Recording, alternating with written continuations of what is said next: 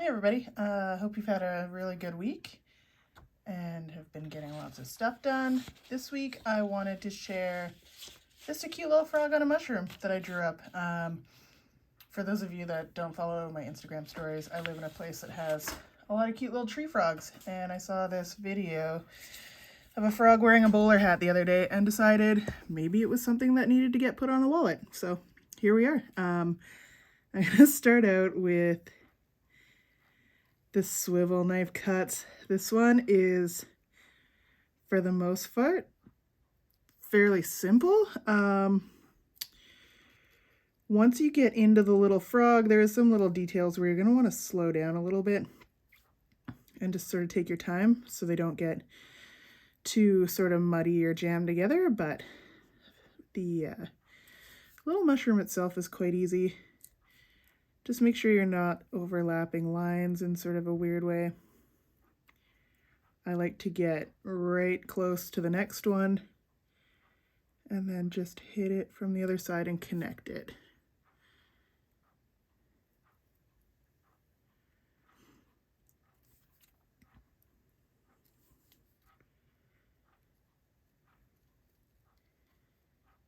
I kind of like to get the sort of big, easy ones out of the way.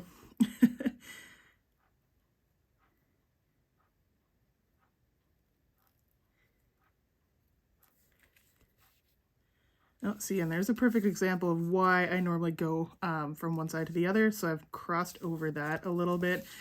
It's not going to be a huge deal in the finished product, but it's just good practice to try to avoid that. You know, we're all human. We all make mistakes. And it's just art. It's handmade. Handmade stuff's supposed to have little mistakes here and there in it. We're not robots. We're not using little laser machines or whatever. Not that there's anything wrong with that. There's some really cool stuff getting done with lasers. But when you're hand tooling, it's cool to forgive yourself for little slips.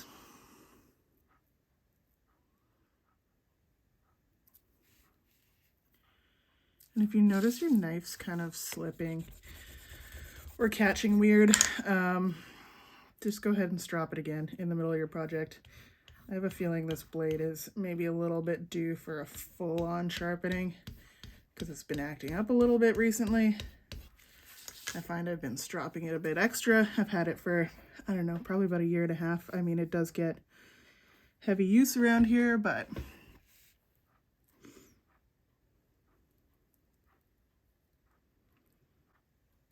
so there's some little fine lines and curves in here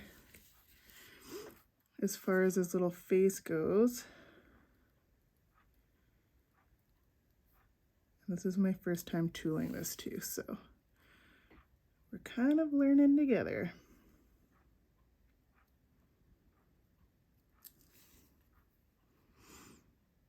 I'm not going to to cut the line where his little pupil is. I'm going to save that and bring it out in paint after. So next week's tutorial, I know I keep saying I'm going to do tutorials about painting your projects, and next week I 100% am going to. I get quite a few DMs about it, and I'll go over, you know, a little bit of what my favorite paint is to use.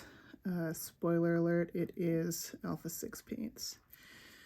They are just the best. Just go nice and slow around the little toes. Like I said, they're a little bit more detailed. If you can't do it all in one pass, you know, stop and start. Just make sure you're connecting your lines in there. Okay, so I'm just going to change the angle here so it's a little bit easier to see the actual tooling part, and I will show sort of a more detailed photo of the stamps that I'm going to be using for this one. All right, so I'm going to start out with the heavy checkered beveler and just throw down an outline.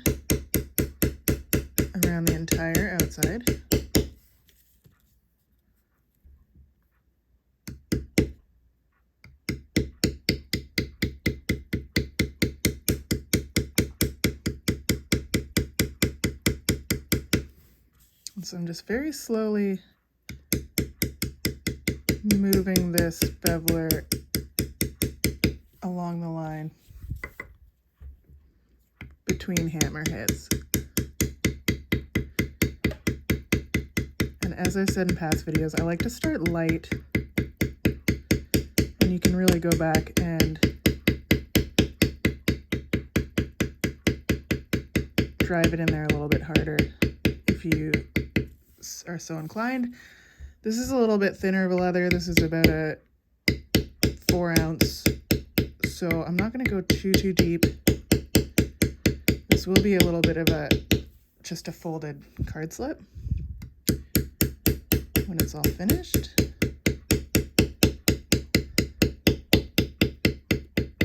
So you don't want to be hitting so hard that you're actually puncturing through to the back side. There is obviously going to be a demarcation line, but you want to go, I'd say, like about 50% of your way down. I will also be lining this too, so there is that little bit of an extra protection back there.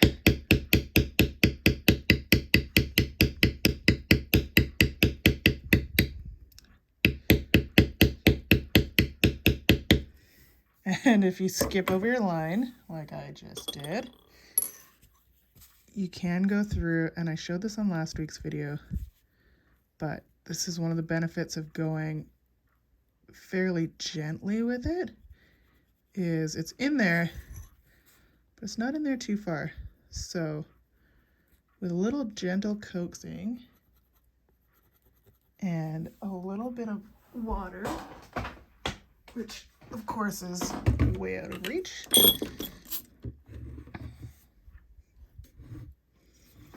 you can actually get that texture to go away. Now, I'm not pressing super hard. I'm just slowly burnishing with my modeling spoon over those little dots that I accidentally put in there. And what I'm going to do is I'm going to continue on. I'm going to leave this to dry out, which won't take too long. And then I'm going to come back and I'm going to re-stamp this area again, just because it has become a little bit sort of puffy with the water that I just added.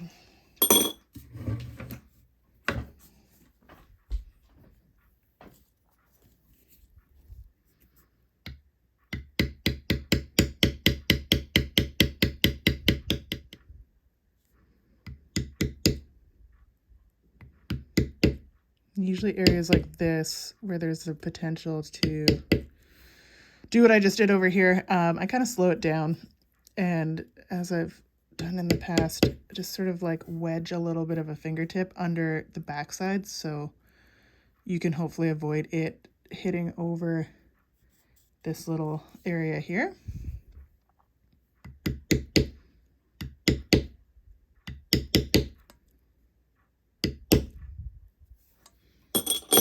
And because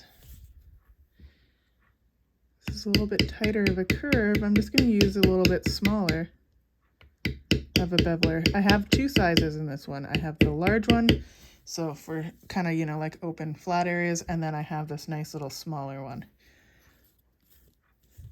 And that's it. I don't have a ton of tooling stamps, to be honest. I've seen some very impressive collections, and maybe one day I'll get there, but for now I just sort of have a necessity. And there's a really great book, I think it's from, I'm like 99% sure it's from Tandy Leather. It's called The Lucky 7, and it goes over the top tooling stamps that you need. So as far as like bevelers and shaders and whatnot goes, it is more geared towards, you know, like traditional sort of floral and Western carving, but it's always cool to check those resources out. Last time I looked, they actually had it on their website, and I think you can just download it for free. If not, I think their little guides and stuff are usually very inexpensive. You can find them like secondhand and stuff sometimes too. I know mine was given to me by an old friend. And I think I may have even passed it on to somebody else at this point too. Years ago when I started leathercraft, I didn't try tooling. I didn't know it was something that I could or ever really wanted to do. It just seemed very sort of daunting and hard to do and took a lot of patience that I didn't have at the time. And it's true. I was living in a very expensive city, so I ended up kind of giving up on leather work for a while, sold all my tools and stuff, and just picked it up or back up like about a year and a half ago. And got very into tooling. So it's been I've had to rebuild sort of the tools and whatnot that I had sold off when I decided to give it a break. But that's it for the outline. Very, very simple. Then I'm going to go in with my vertical beveler. It's just like a vertical line. And I'm just going to go around just some little elements of the mushroom. Like this little skirt, I just want it to really pop up over the little stem there, and then a little bit along this line here.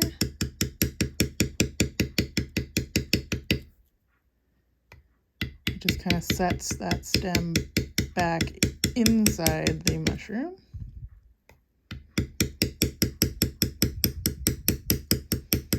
And as you can see where I kind of popped over the line there with my swivel knife, it just kind of gets camouflaged with the beveler.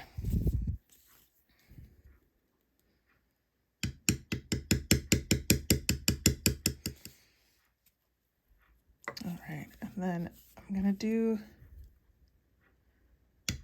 the same thing around the frog. Just very lightly though. I'm not going to go super deep with this one.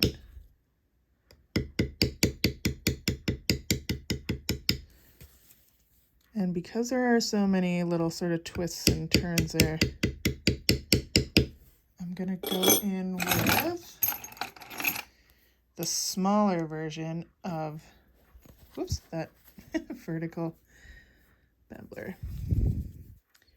I'm just going to go around the outside of the frog. Just to sort of give the illusion that he's sitting on top of this little mushroom. And because his little toes are so small, just be careful that you're staying to the outside of the line that you've cut with your swivel knife. You don't want to be kind of squashing those inwards too much. The little toes kind of look like little ET fingers. I'm also going to hit around, so this front arm here,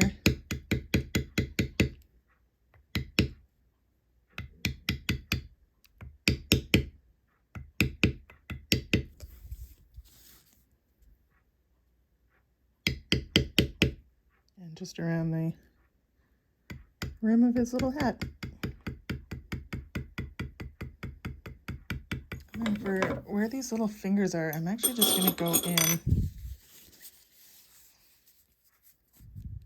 with my modeling spoon and just kind of very mildly form a little bit of a bevel there.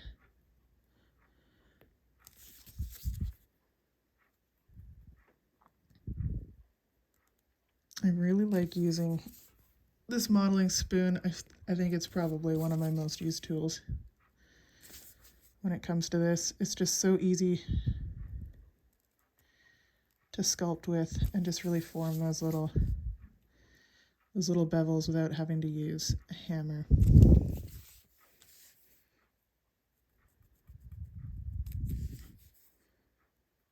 Especially for areas like this that are a little bit more dense and detailed.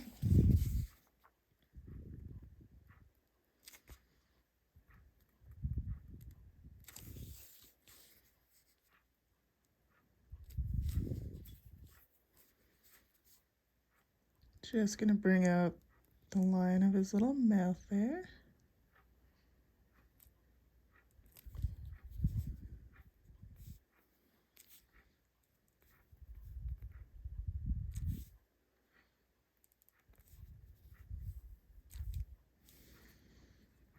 And as I mentioned earlier, I'm not going to carve the detail in his eyes because I will be painting this. Personally, I mean, you're more than free to.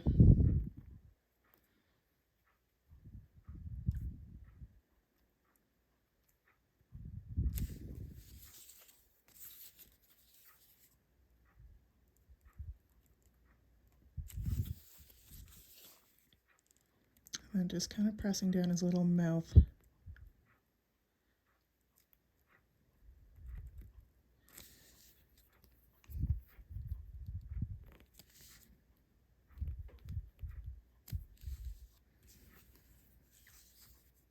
And that's going to be it. Aside from these little fingers.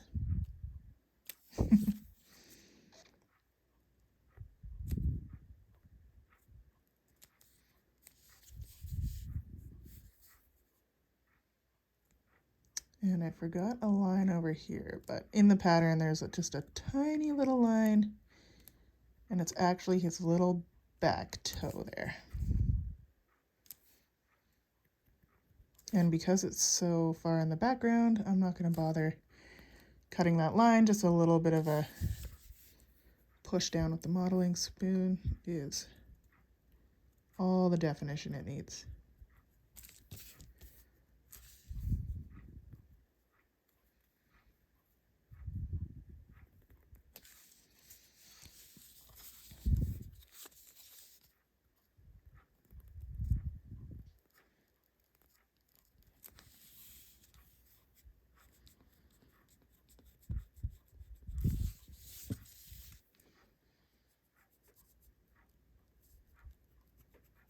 And I am going to push down actually this little middle area because it is like the hollow of the mushroom, like where the cap meets the stems. It is, you know, kind of set back into the shadow a little bit.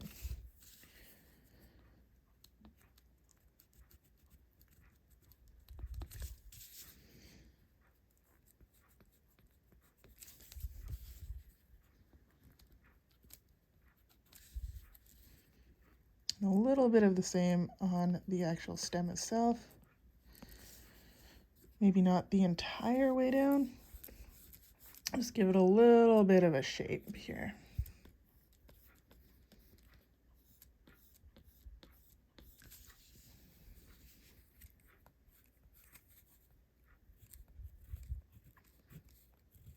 And just the illusion that it's, you know, a little round stem.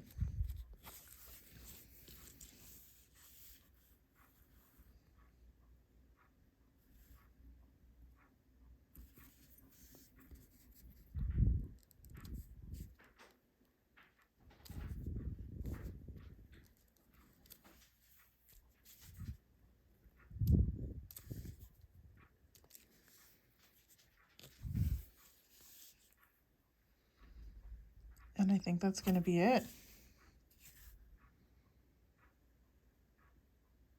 Yep. So let me know what you guys think. Thank you for tuning in this week. And next week, I'm going to go over some different painting techniques for this. Thank you for tuning in, and I'll see you in the next one.